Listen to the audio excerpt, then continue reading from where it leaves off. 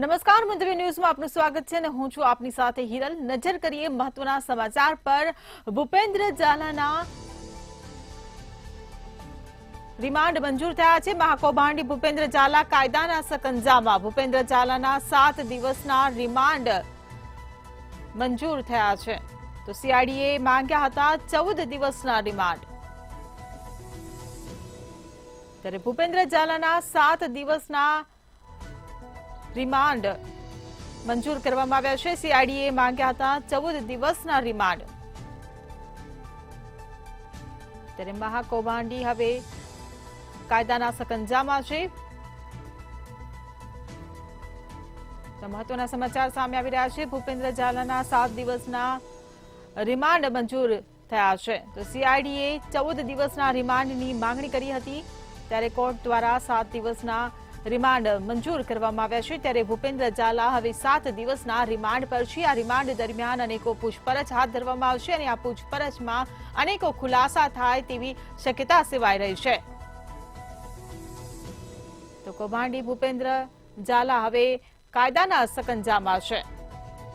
ત્યારે આજે તેને કોર્ટમાં રજૂ કરવામાં આવ્યો હતો। તો ભૂપેન્દ્ર ઝાલાના 7 દિવસના રિમાન્ડ કોર્ટે મંજૂર કર્યા છે। જો કે સીઆઈડીએ 14 દિવસના રિમાન્ડની માંગણી કરી હતી, પરંતુ કોર્ટ દ્વારા 7 દિવસના રિમાન્ડ મંજૂર કર્યા છે।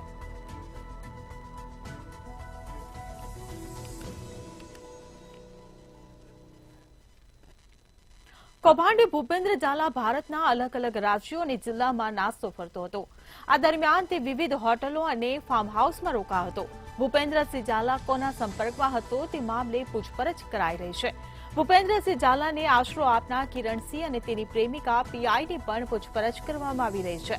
મહાકૌભાંડી ભૂપેન્દ્ર ઝાલાના 14 દિવસના રિમાન્ડની માંગ સાથે સ્પેશિયલ કોર્ટમાં આજે રજૂ કરવામાં આવ્યો હતો।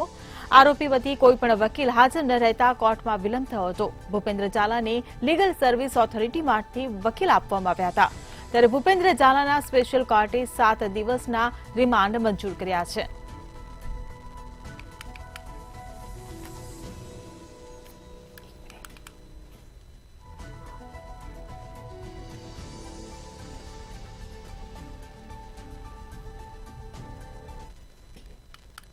મહેસાણામાં ભૂપેન્દ્ર ઝાલાએ જે આશરો લીધો હતો તે બાબતે અનેક ખુલાસા થઈ રહ્યા છે।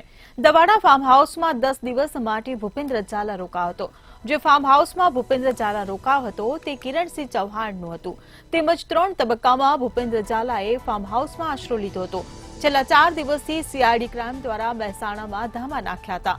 સીઆઈડી ક્રાઇમ વેશ પલટો કરીને ભૂપેન્દ્ર ઝાલા અને કિરણસિંહ ચૌહાણને પકડી લીધા હતા।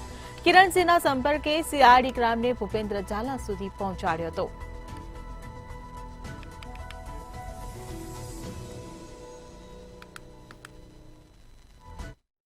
સીઆઈડી ક્રાઇમ બ્રાન્ચનું સફળ ઓપરેશન સામે આવ્યું છે અને સીઆઈડી ક્રાઇમ બ્રાન્ચે ભૂપેન્દ્ર ઝાલાની કરી છે ધરપકડને। બીઝેડ ગ્રુપના પોન્જી સ્કીમમાં ધરપકડ કરવામાં આવી છે અને પોન્જી સ્કીમના મુખ્ય સૂત્રધાર એવા ભૂપેન્દ્ર ઝાલાની ધરપકડ થઈ છે અને મહેસાણા જિલ્લામાંથી મહેસાણા તાલુકાના દવાડા ગામમાંથી ભૂપેન્દ્ર ઝાલા ઝડપાયો છે અને સીઆઈડી ક્રાઇમ બ્રાન્ચે બપોરે 1 વાગ્યાથી લઈને સર્ચ કરતી હતી અને 1 વાગ્યાથી તપાસમાં લાગેલી સીઆઈડી ક્રાઇમ બ્રાન્ચે ભૂપેન્દ્ર ઝાલાને 4 વાગે ઝડપી પાડ્યો હતો અને શંકાસ્પદ સંપર્કવાળા સંડોવાયેલા હોવાની તપાસ કરતી હતી અને ત્યારે શંકાસ્પદની તપાસમાં આવેલી સીઆઈડી ક્રાઇમ બ્રાન્ચને ભૂપેન્દ્ર ઝાલા ઝડપાયો છે અને ખાનગી રાયે મળેલી બાતમીએ સીઆઈડી ક્રાઇમ બ્રાન્ચને ભૂપેન્દ્ર ઝાલા સુધી પહોંચાડી દીધો હતો અને મહેસાણાના દવાડા ગામના ફાર્મ હાઉસ ઉપર રહેતો હતો અને કરોડોનું કૌભાંડ કરનાર ફાર્મ હાઉસ ઉપરથી જલસાથી રહેતો હતો અને જે ફાર્મ હાઉસ ઉપર રહેતો હતો તે ફર્મ કોઈ નેતાના સગાનું છે અને જે કરોડો રૂપિયાનું કૌભાંડ કરનાર ભૂપેન્દ્ર ઝાલા સીઆઈડી ક્રાઇમ બ્રાન્ચે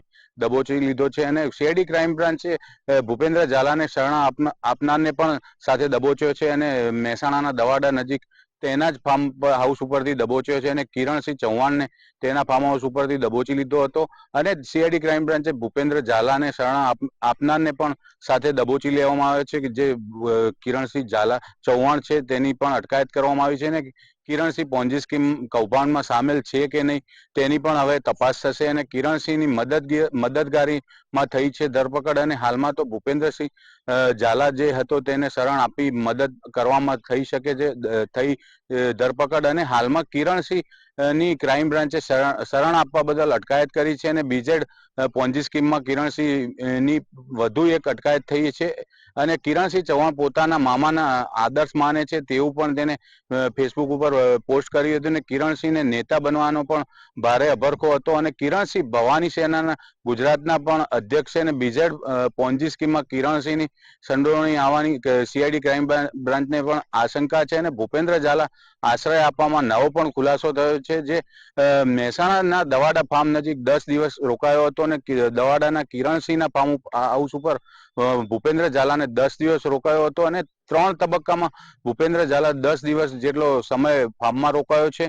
અને સીઆઈડી ક્રાઇમ બ્રાન્ચે એ 4 દિવસથી જે હતી તેને જે કહેવાય કે મહેસાણામાં કેમ્પ કર્યો હતો. અને 4 દિવસ દરમિયાન સીઆઈડી ક્રાઇમ બ્રાન્ચે વેશ પલટો પણ કર્યો હતો. અને સીઆઈડી ક્રાઇમ બ્રાન્ચે વેશ પલટો કરી ભૂપેન્દ્ર ઝાલાની સાથે કિરણસિંહને પણ દબોચ્યો હતો. અને કિરણસિંહનો વારંવાર સંપર્ક ભૂપેન્દ્ર ઝાલાના મળતિયાઓ સાથે રહેતો હતો. અને કિરણસિંહના સંપર્કે જે સીઆઈડી ક્રાઇમ બ્રાન્ચને ભૂપેન્દ્ર ઝાલા સુધી પહોંચાડ્યો હતો. અને ભૂપેન્દ્ર ઝાલાએ જે આશ્રય લીધો હતો ત્યાં ખાલી દારૂની બોટલો પણ સાથે મળી આવી છે. જે ફાર્મ હાઉસ ઉપર ભૂપેન્દ્ર ઝાલા રોકાયો હતો ત્યાં દારૂની ખાલી બોટલો પણ જોવા મળી હતી. અને સ્થળની સ્થિતિ જોતા લાગી રહ્યું છે કે અહીં રાત્રિ દરમિયાન પાર્ટી યોજાઈ હોઈ શકે છે. અને ફાર્મ હાઉસના અંદર દ્રશ્યો જોતા ભૂપેન્દ્ર ઝાલા માટે સ્પેશિયલ વ્યવસ્થા કરવામાં આવી હોય તેવા દ્રશ્યો જોવા મળ્યા છે. અને ટીવી ઇન્ટરનેટ સુવા માટેની ખાસ વ્યવસ્થા અને બહાર નવાબી બેઠક જોવા મળી હતી. ને જે મહેસાણા દવાડા ફાર્મ હાઉસ ઉપર 10 દિવસથી રોકાયો હતો. અને ફાર્મ પર જે વાઈફાઈની સુવિધા, નવું ટીવી, નવું ફ્રીજ, બેડ, સમગ્ર વસ્તુઓની નવીન રૂમમાં જોવા મળી છે. અને દવાડાના કિરણસિંહને ફાર્મ હાઉસ ઉપર ભૂપેન્દ્ર ઝાલા 10 દિવસથી રોકાયો હતો. અને 3 તબક્કામાં ભૂપેન્દ્રસિંહ ઝાલા 10 દિવસ જેટલો સમય ફાર્મમાં રોકાયો છે. અને સીઆઈડી ક્રાઇમ બ્રાન્ચે એ 4 દિવસથી મહેસાણા કેમ્પ કર્યો હતો. અને જે 4 દિવસ દરમિયાન સીઆઈડી ક્રાઇમ બ્રાન્ચે જે પલટો કર્યો હતો તેને લઈને સીઆઈડી ક્રાઇમ બ્રાન્ચે વેશ પલટો કરી ભૂપેન્દ્ર ઝાલા સુધી કિરણસિંહને દબોચી લીધા હતા. અને કિરણસિંહ નો વારંવાર સંપર્ક ભૂપેન્દ્ર ઝાલાના મળતિયા સાથે થતો હતો. તેને કારણે કિરણસિંહના સંપર્કે સીઆઈડી ક્રાઇમ બ્રાન્ચ સુધી ભૂપેન્દ્ર ઝાલા સુધી પહોંચી શકી હતી.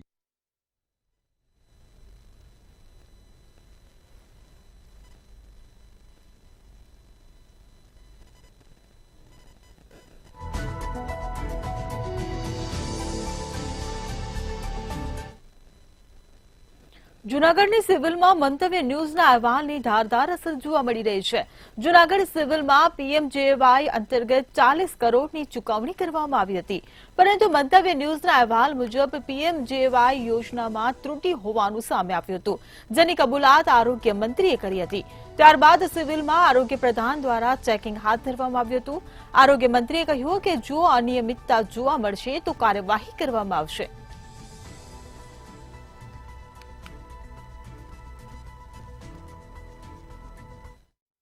ચોક્કસ કે જે રીતે આજે રાજ્યના આરોગ્ય મંત્રી ઋષિકેશ પટેલ જૂનાગઢની સિવિલ હોસ્પિટલની મુલાકાત આવ્યા હતા અને ત્યાં તેમણે જૂનાગઢની અંદર જે પીએમજેવાય યોજના અંતર્ગત 40 કરોડ રૂપિયાની જે ફાળવણી કરવામાં આવી છે સરકાર દ્વારા વિવિધ હોસ્પિટલોને, તેને લઈને જે મંતવ્ય ન્યૂઝ દ્વારા થોડા સમય પહેલા એક અહેવાલ પ્રસારિત કરવામાં આવ્યો હતો કે તેમાં પણ એક કૌભાંડની આશંકા છે, જેને લઈને તેમણે નિવેદન આપ્યું છે કે આ સમગ્ર મામલે કલેક્ટર દ્વારા એક સમિતિની રચના કરવામાં આવી છે અને તેના દ્વારા તપાસ કરવામાં આવી રહી છે.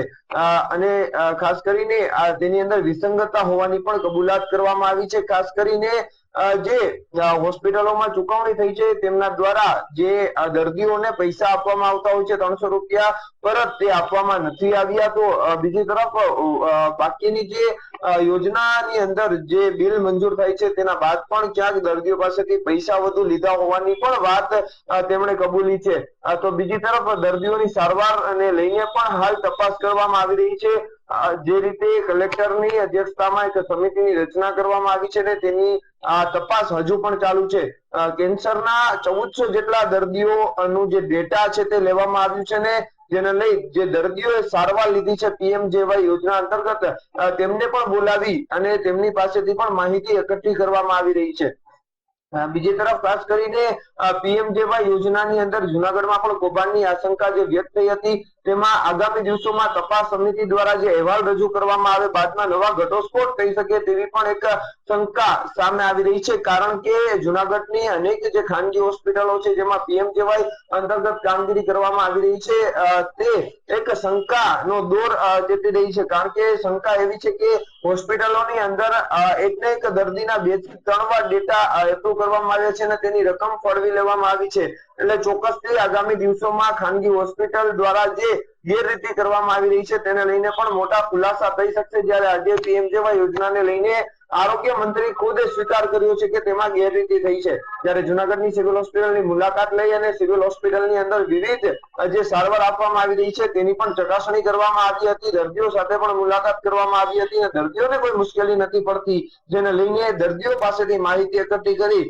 અને બાદમાં એક બેઠકનું આયોજન કરવામાં આવ્યું હતું। સિવિલ હોસ્પિટલના અધિક્ષક, મેડિકલ કોલેજના ડીન અને આરોગ્ય વિભાગના અધિકારી સહિતનાઓ સાથે બેઠક યોજી અને દર્દીઓની સારવાર અને વિવિધ આરોગ્યલક્ષી કામગીરીને લઈને સૂચનો કરવામાં આવ્યા હતા।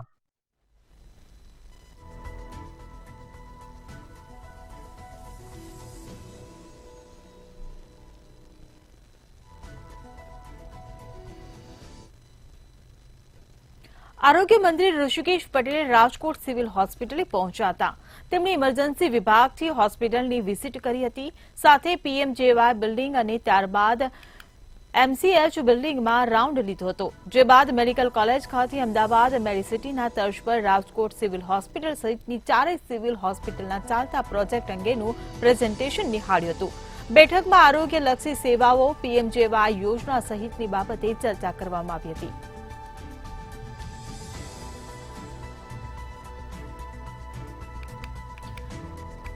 તો ઋષિકેશ પટેલે મુલાકાત લીધી, 4 હોસ્પિટલના ચાલતા પ્રોજેક્ટનું પ્રેઝન્ટેશન નિહાળ્યું હતું। ત્યારે હોસ્પિટલના તંત્ર અને અધિકારીઓ સાથે ઋષિકેશ પટેલે બેઠક યોજી હતી। તો હોસ્પિટલના તંત્ર અને અધિકારીઓ સાથે બેઠક યોજી હતી। બેઠકમાં આરોગ્યલક્ષી પીએમજેવાય સહિતની ચર્ચા કરવામાં આવી હતી। ત્યારે ઇમરજન્સી વિભાગથી હોસ્પિટલની વિઝિટ કરવામાં આવી હતી। રાજકોટ સિવિલ હોસ્પિટલની ઋષિકેશ પટેલ દ્વારા આજે મુલાકાત લેવામાં આવી છે। તો 4 હોસ્પિટલના ચાલતા પ્રોજેક્ટનું તેમણે પ્રેઝન્ટેશન પણ નિહાળ્યું। ઇમરજન્સી વિભાગથી હોસ્પિટલની વિઝિટ કરવામાં આવી હતી। ત્યારે પીએમજેવાય એમસીએચ બિલ્ડિંગમાં રાઉન્ડ લીધો હતો। રાજ્યના આરોગ્ય મંત્રી ઋષિકેશ પટેલ આજે રાજકોટ મુલાકાતે આવ્યા હતા, ત્યારે તેમના મુલાકાતની દરમિયાન તેઓએ રાજકોટ સિવિલ હોસ્પિટલની મુલાકાત લીધી હતી, સમીક્ષા કરી હતી અને આ સાથે સમીક્ષા બેઠક પણ યોજી હતી। રાજકોટ સિવિલ હોસ્પિટલના અધિક્ષક સાથે બેઠક કરી હતી। આ સાથે રાજકોટ સિવિલ હોસ્પિટલના જે ડૉક્ટરો છે તેમની સાથે પણ આ જે ચર્ચા કરવામાં આવી। ખાસ તો ચર્ચામાં સિવિલ હોસ્પિટલમાં જે સુવિધાઓ નથી, સુવિધા જે ઉપલબ્ધ નથી તેને જ લઈને ક્યાંક ચર્ચા કરવામાં આવી। ચોક્કસથી આ જે સમીક્ષા બેઠક દરમિયાન મીડિયા સાથે પણ તેઓએ વાત કરી। તેમના વાતચીતમાં તેઓ જણાવ્યું કે રાજકોટ સિવિલ હોસ્પિટલમાં જે કાંઈ ઘટ હશે, એટલે કે સુવિધાનું જે કાંઈ અભાવ હશે તેને દૂર કરવાની હાલ અત્યારે ક્યાંક ને ક્યાંક પ્રયત્ન ચાલુ કરવામાં આવ્યો છે। આ સાથે કહી શકાય કે જે દવાઓ ખૂટે છે આને લઈને પણ તેઓએ પોતાના નિવેદન આપ્યું કે જે કોઈ દવાઓ ખૂટે છે તે પણ વહેલી તકે તેને જે દવાઓ છે તે સિવિલ હોસ્પિટલમાં લાવવામાં આવશે। અનેક જે સુવિધાઓ છે, એટલે કે સિવિલ હોસ્પિટલમાં એમ્બ્યુલન્સની જે ઘટ છે તે પણ ક્યાંક ને ક્યાંક આગામી સમયમાં સુધારવામાં આવશે। હાલ અત્યારે સિવિલ હોસ્પિટલની વાત કરવામાં આવે તો 3 થી 4 જ એમ્બ્યુલન્સ કાર્યરત છે। ત્યારે આ એમ્બ્યુલન્સની સુવિધા વધારવા માટે પણ અધિકારીઓને છે તે સૂચન આપવામાં આવ્યું છે। અનેક કહી શકાય કે સિવિલ હોસ્પિટલમાં અનેક વખત જે ડૉક્ટરો જે પોતાનું જે કામ વ્યવસ્થિત નથી કરતા તેઓને પણ ક્યાંક ને ક્યાંક ઠપકો આપવામાં આવ્યો। ખાસ તો આ જે આજે જે સમીક્ષા બેઠક યોજી તેમાં અનેક જે સુવિધાને લઈને જે પ્રશ્નો હતા સિવિલ હોસ્પિટલને તેને સુધારવા માટે એક પ્રયત્ન કરવા માટે બેઠક પણ યોજવામાં આવી। તો ઇમરજન્સી વિભાગથી હોસ્પિટલની વિઝિટ કરવામાં આવી। પીએમજેવાય એમસીએચ બિલ્ડિંગમાં રાઉન્ડ લીધો હતો। ઋષિકેશ પટેલે આજે રાજકોટની હોસ્પિટલની મુલાકાત લીધી હતી। ત્યારે 4 હોસ્પિટલના ચાલતા પ્રોજેક્ટનું પણ ઋષિકેશ પટેલે પ્રેઝન્ટેશન નિહાળ્યું હતું. તો આ સાથે જ બેઠક પણ યોજવામાં આવી હતી. હોસ્પિટલના તંત્ર અને અધિકારીઓ સાથે ઋષિકેશ પટેલે બેઠક યોજી હતી. તો બેઠકમાં અનેક ચર્ચા કરવામાં આવી. રાજકોટ સિવિલ હોસ્પિટલમાં ઋષિકેશ પટેલે મુલાકાત લીધી હતી અને બેઠક યોજી હતી. બેઠકમાં આરોગ્યલક્ષી પીએમજેવાય સહિતની ચર્ચા કરવામાં આવી હતી. ત્યારે 4 હોસ્પિટલના ચાલતા પ્રોજેક્ટનું પણ પ્રેઝન્ટેશન નિહાળ્યું હતું.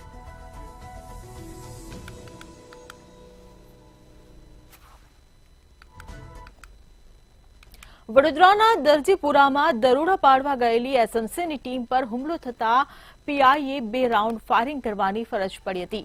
વહેલી સવારે દારૂના ચાલતા કટિંગ પર એસએમસીની ટીમે રેડ કરી હતી. ત્યારે બુટલેગરોએ પથ્થરમારો શરૂ કરી દીધો હતો. આ હુમલામાં એસએમસીના વાહનો અને કેટલાક કર્મીઓને ઈજા થઈ હોવાની માહિતી મળી છે. આ ઘટનામાં એસએમસીના પીઆઈએ સ્વબચાવમાં 2 રાઉન્ડ ફાયરિંગ કર્યું હતું. આ મામલે એસએમસીએ 3 આરોપીની ધરપકડ કરી છે, જ્યારે 8 આરોપીને વોન્ટેડ જાહેર કરવામાં આવ્યા છે.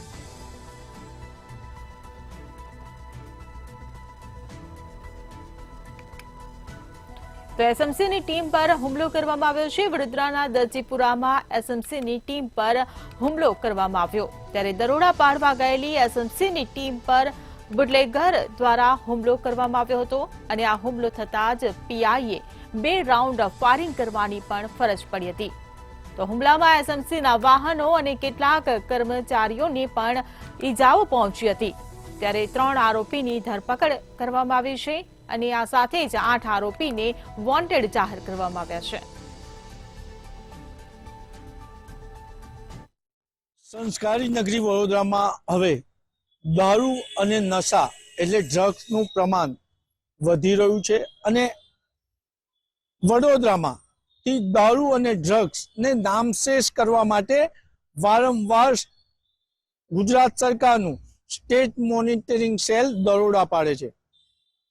ગઈકાલે મોડી રાતના સ્ટેટ મોનિટરિંગ સેલને માહિતી મળી હતી કે વડોદરા શહેર નજીક આવેલું દરજીપુરા ખાતે એક દારૂનું કન્ટેનર આવવાનું છે ને આ દારૂના કન્ટેનરમાંથી દારૂ કટિંગ થઈ અને વડોદરા શહેરના અનેક વિસ્તારોમાં પહોંચવાનું છે.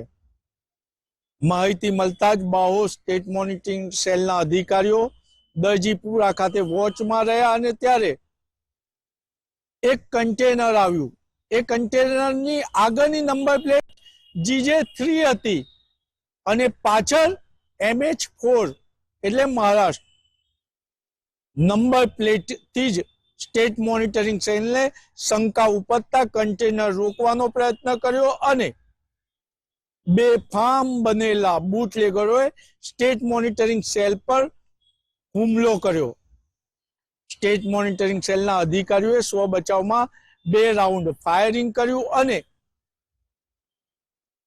3 બુટલેગરો એટલે કન્ટેનરના ડ્રાઈવર સહિત 3 લોકોને ઝડપ્યા છે અને 8 લોકો ફરાર છે તેવી હરની પોલીસ સ્ટેશનમાં ફરિયાદ નોંધાવી.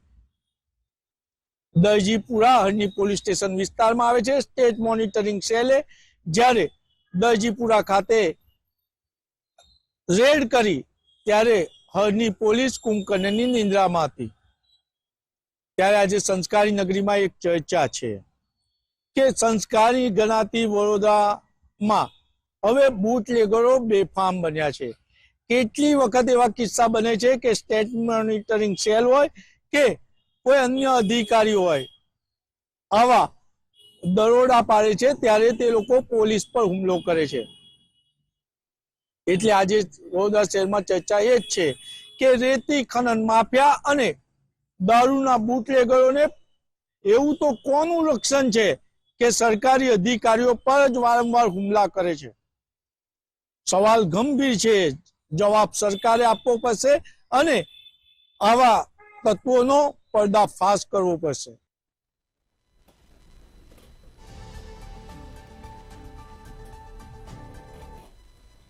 સુરતમાં અસલીના નામે નકલીનો ખેલ યથાવત ચાલી રહ્યો છે, જેમાં કામરેજના કઠોર ગામમાં આવેલા માનસરોવર રેસીડેન્સીના એક ફ્લેટમાંથી નકલી ઘીનો જથ્થો ઝડપાયો હતો. તપાસમાં તેલનું મિશ્રણ કરીને નકલી સુમૂલ ઘી બનાવવામાં આવતું હોવાનું બહાર આવ્યું છે. પોલીસને આ અંગે ચોક્કસ માહિતી મળી હતી. માહિતીના આધારે પોલીસે દરોડા પાડ્યા હતા. પોલીસે 1 લીટરના 108 ડબ્બા અને 15 લીટરના 38 ડબ્બા કબજે કર્યા હતા. પોલીસે આરોપીની સ્થળ પરથી અટક કરી અન્ય 4 ઇસમોને વોન્ટેડ જાહેર કર્યા છે.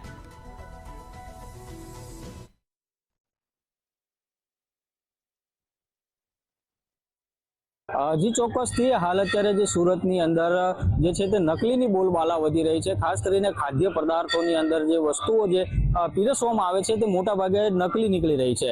અને ખાસ કરીને વાત કરીએ તો સુરતની અંદર જે પનીર તેમજ અન્ય મસાલાઓ સહિત હવે ડુપ્લિકેટ ઘી પણ પોલીસે ઝડપી પાડ્યું છે. અને વાત છે આ કામરેજની અંદર જે કઠોર ગામ આવ્યું છે, કઠોર ગામની અંદર માનસરોવર રેસિડેન્સીની અંદર કેટલાક લોકો મળીને ડુપ્લિકેટ ઘી બનાવતા હતા. અને સાથોસાથ જે આજે એક ફ્લેટની અંદર બંધ ફ્લેટની અંદર સામાન લાવી અને ડુપ્લિકેટ ઘી જે છે તે બનાવવામાં આવતું હતું. અને અલગ તેલનું મિશ્રણ કરીને જે છે તેની અંદરથી સુમૂલનું ઘી બનાવવામાં આવતું હતું. અને આજે વાત જે છે તે વાતની જાણ જે એટલે કે કામરેજ પોલીસને થતા કામરેજ પોલીસે બાતમીના આધારે જે છે તે ત્યાં રેડ કરી હતી. અને રેડ કરતાની સાથે જ 1 લીટરના 108 ડબ્બા તેમજ 15 લીટરના 38 ડબ્બાઓ તેમજ ગેસના ચૂલાઓ તેમજ અન્ય સામગ્રીઓ જે છે ઘી બનાવવામાં વપરાતી હોય છે તે સામગ્રીઓ પણ ત્યાંથી પોલીસે ઝડપી પાડીને કુલ મળીને 1 લાખથી વધુનો મુદ્દા માલ જે છે તે કામરેજ પોલીસે હાલ અત્યારે ઝડપી પાડ્યો છે.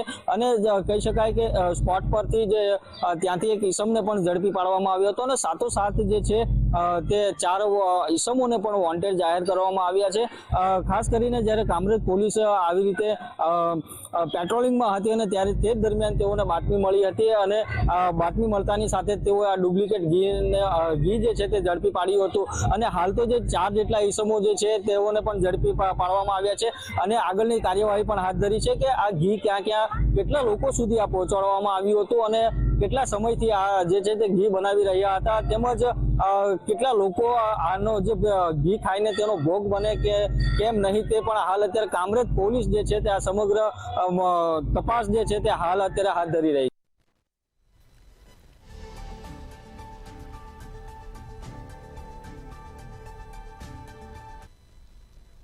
કચ્છના સિંધુ રીસેટલમેન્ટ કોર્પોરેશનના ડાયરેક્ટરોએ કરોડોનું કૌભાંડ આચર્યું હતું. આ સાથે જ ડાયરેક્ટરો બોર્ડમાંથી કોઈ આર્થિક લાભ ન મેળવી શકે તેવા નિયમનો ભંગ કર્યો હતો. આ સમગ્ર મામલે એસઆરસી કાર્યરત ડાયરેક્ટર નિલેશ પંડ્યાએ જ ગંભીર આક્ષેપ લગાવ્યા હતા. તેમના દ્વારા બોર્ડમાં ખોટી રીતે ઠરાવ પસાર કરી કૌભાંડ આચર્યાનો આક્ષેપ કરવામાં આવ્યો હતો. ત્યારે આ મામલે સરકારના મંત્રાલયના ડાયરેક્ટર નંદિશ શુક્લા પણ આ મામલે મૌન સેવી રહ્યા હતા. તેમજ એસઆરસીની જમીન કૌભાંડ મામલે યોગ્ય તપાસ થાય તેવી માંગ પણ કરવામાં આવી હતી. આદિપુર મધ્યે આવેલ એસઆરસી એટલે કે સિંધુ રીસેટલમેન્ટ કોર્પોરેશનમાં કરોડોનો ભ્રષ્ટાચાર થયો હોવાના ગંભીર આક્ષેપો છે તે થઈ રહ્યા છે, જેને લઈને ક્યાંક ને ક્યાંક એસઆરસી વિભાગમાં હડકંપ મચી જવા પામ્યો છે. ત્યારે આ સમગ્ર મામલે વાત કરવામાં આવે તો 2014માં જે ડાયરેક્ટરો છે તેમના દ્વારા એક ઠરાવ કરવામાં આવ્યો હતો કે જે ઠરાવમાં જે આ ડાયરેક્ટરો છે તેઓ એક પ્લોટ મેળવી અને પચાવી પાડ્યો હતો. તો જે કંપની એક્ટ છે તે મુજબ જે ડાયરેક્ટરો છે તે કોઈ આર્થિક લાભ ન મેળવી શકે, તેમ છતાંય આવો એક ઠરાવ કરી અને આવા 14 જેટલા અંદાજે આ ડાયરેક્ટરો છે તેઓ આર્થિક લાભ મેળવ્યો હોવાનો ગંભીર આક્ષેપ છે તે હાલ ખુદના ડાયરેક્ટર છે નિલેશ પંડ્યા તેમના દ્વારા કરવામાં આવ્યો છે. તો સાથોસાથ જે ભારત સરકારના મંત્રાલયના જે બોર્ડના ડાયરેક્ટર છે જે નંદિશ શુક્લા તેઓ પણ સતત કહી શકાય કે જે બોર્ડ મિટિંગમાં ગેરહાજર રહેતા ક્યાંક ને ક્યાંક ડિસ્ક્વોલિફાઈ થવા જોઈએ પણ તે પણ નથી થયા તેવો પણ આક્ષેપ છે તે આ ડાયરેક્ટર દ્વારા કરવામાં આવ્યો છે. ત્યારે આ સમગ્ર મામલે મંત્રાલયના ડાયરેક્ટર છે નંદિશ શુક્લા હાલ મૌન સેવી રહ્યા છે, જેને લઈને ક્યાંક ને ક્યાંક તર્ક વિતર્ક છે તે સર્જાયા છે. મહત્વની બાબત છે કે 2014માં આજે બોર્ડના જે ડાયરેક્ટરો છે તેમના દ્વારા એક આવો ઠરાવ કરવામાં આવ્યો હતો અને જે બોર્ડના ડાયરેક્ટરો છે તે પ્લોટ લઈ અને વેચી મારી અને મસ્ત મોટો કૌભાંડ આચર્યો હોવાનો પણ ગંભીર આક્ષેપો થઈ રહ્યા છે. ત્યારે હાલ આ સમગ્ર મામલે મામલે યોગ્ય તપાસ થાય તેવી માંગ પણ હાલ ડાયરેક્ટરો તેમજ શેર હોલ્ડરોમાં ઉઠવા પામી છે. મહત્વની બાબત છે કે જે રીતના એસઆરસીમાં આજે કૌભાંડ થયા છે, જેમાં ખાસ કરીને પ્લોટ વેચી મારો શેર સહિત જે ટેન્ડરની પ્રક્રિયા છે તેમાં ક્યાંક ને ક્યાંક ગેરરીતિ થઈ હોવાનું તેમજ આ સમગ્ર મામલે અંદાજે 600 કરોડનો આ મસમોટો કૌભાંડ આચરવામાં આવ્યો હોવાનું ગંભીર આક્ષેપ છે. તે ખુદ ડાયરેક્ટર છે નિલેશ પંડ્યા સહિતના જે શેર હોલ્ડરો છે તેમના દ્વારા આક્ષેપ કરવામાં આવ્યો છે. ત્યારે આ સમગ્ર મામલે કહી શકાય કે જે જાંચ એજન્સી છે તેમના દ્વારા યોગ્ય તપાસ કરવામાં આવે તો મસમોટો કૌભાંડ છે તે બહાર આવે તેમ છે.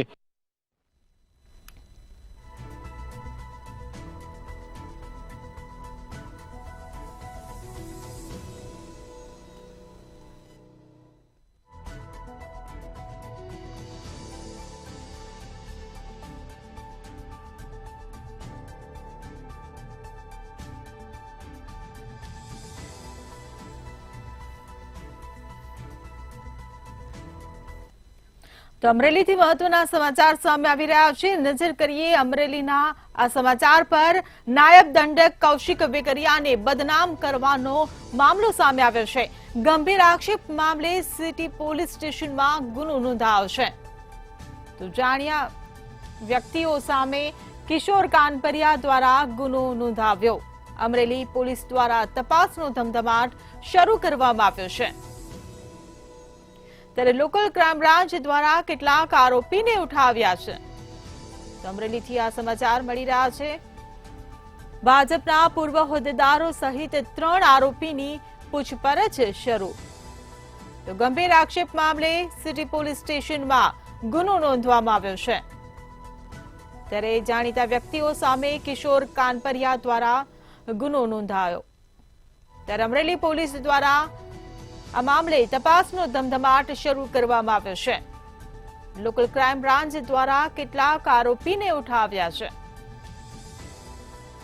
તો અમરેલીથી આ સમાચાર મળી રહ્યા છે. અમરેલીમાં નાયબ દંડક કૌશિક વેકરિયાને બદનામ કરવાનો મામલો સામે આવ્યો છે. ગંભીર આક્ષેપ મામલે સિટી પોલીસ સ્ટેશનમાં ગુનો નોંધવામાં આવ્યો છે. ત્યારે જાણીતા વ્યક્તિઓ સામે કિશોર કાનપરિયા દ્વારા આ ગુનો નોંધાયો. તો અમરેલી પોલીસ દ્વારા તપાસનો ધમધમાટ શરૂ કરવામાં આવ્યો છે. ત્યારે લોકલ ક્રાઇમ બ્રાન્ચ દ્વારા કેટલાક આરોપીને ઉઠાવ્યા હોવાનું સામે આવ્યું છે.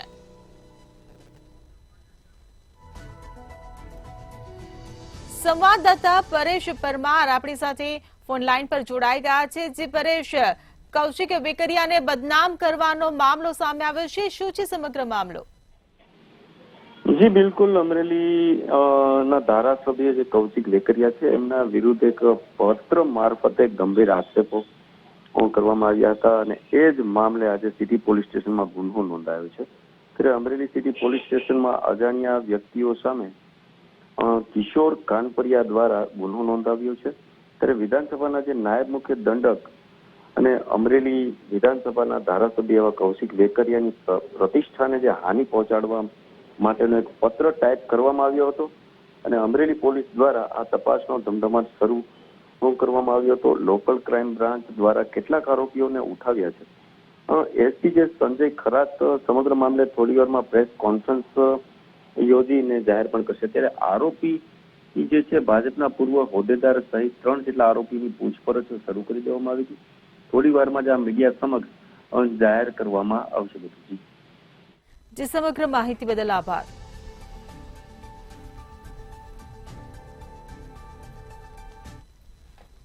સિટી લાઈવમાં હાલ બસ આટલું જ. સમાચારોની અપડેટ માટે જોતા રહો મંતવ્ય ન્યૂઝ. નમસ્કાર.